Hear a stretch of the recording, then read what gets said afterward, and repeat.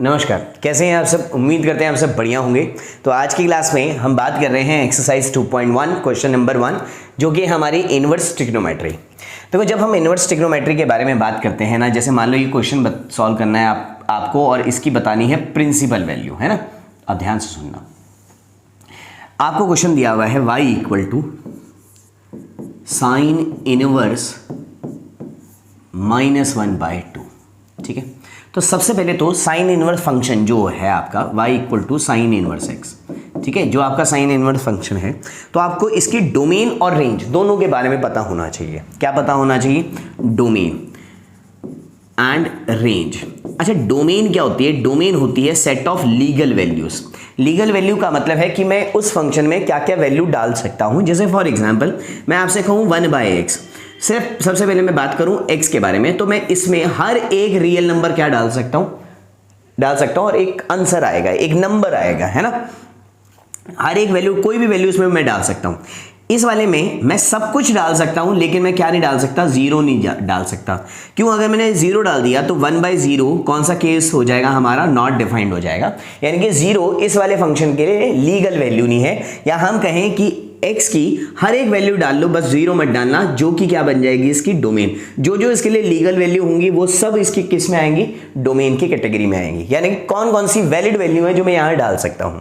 अब बात करते हैं इसी तरह इसके बारे में भी कि भाई इसकी कौन सी लीगल, साइन इनवर्स फंक्शन की कौन सी लीगल वैल्यूज हैं जो हम डाल सकते हैं। क्लियर है? और बात करते हैं रेंज के बारे में। रेंज क्या होता है कि आंसर क्या क्या आ सकते हैं। ठीक है, आंसर क्या क्या आ सकते हैं। फॉर एग्जाम्पल मैं आपसे कहूं y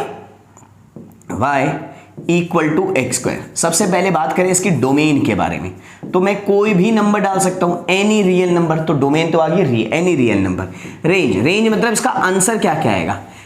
आंसर कहें तो रियल, कौन से? पॉजिटिव, सारे रियल पॉजिटिव नंबर, है ना।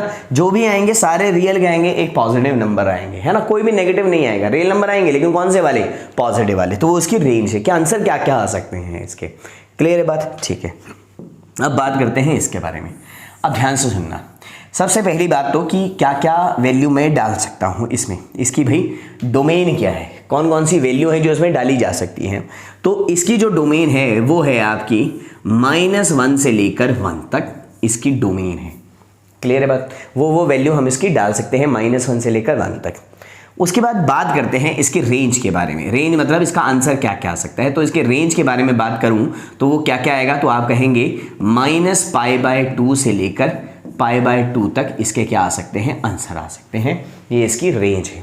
तो आपको डोमेन और रेंज दोनों चीज़ें क्या होनी चाहिए? याद होनी चाहिए, आपको पता होना चाहिए। 1 by 1 जैसे जैसे हम क्वेश्चन में पढ़ते जाएंगे, हम हर एक की डोमेन और रेंज करते जाएंगे।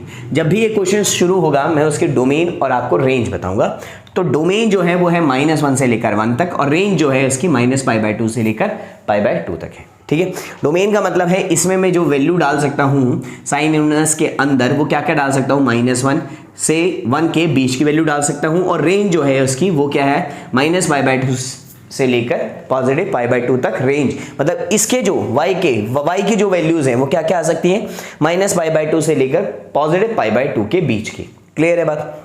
चलिए शुरुआत करते हैं। तो हमारे पास क्वेश्चन है y equal to sine inverse, है ना, -1/2, जो कि -1 और 1 के बीच का है।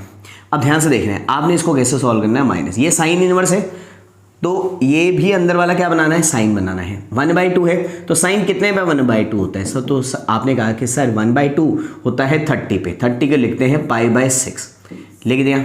अब साइन में जो भी नेगेटिव बाहर होता है वो कहाँ जा सकता है? आपका अंदर जा सकता है। ठीक है, हमने लिखा साइन इनवर्स साइन -π/6 तक, है ना।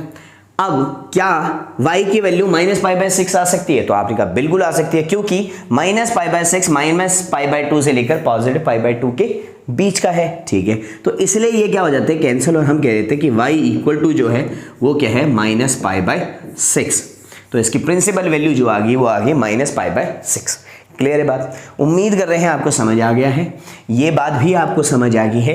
रेंज के बारे में, जब हम रेंज की बात कर रहे हैं तो हम y के बारे में बात कर रहे हैं, और जब हम डोमेन के बारे में बात कर रहे हैं तो हम किसके बारे में बात कर रहे हैं? x की कौन कौन सी वैल्यू मैं डाल सकता हूं, और x की ये वैल्यू डालने के बाद इनके बीच का ही क्या आएगा? आंसर आएगा। तो उम्मीद कर रहे हैं कि आपको ये क्वेश्चन समझ आ गया है। आज की क्लास में इतना ही, मिलते हैं आपसे नेक्स्ट क्लास में, तब तक के लिए नमस्कार।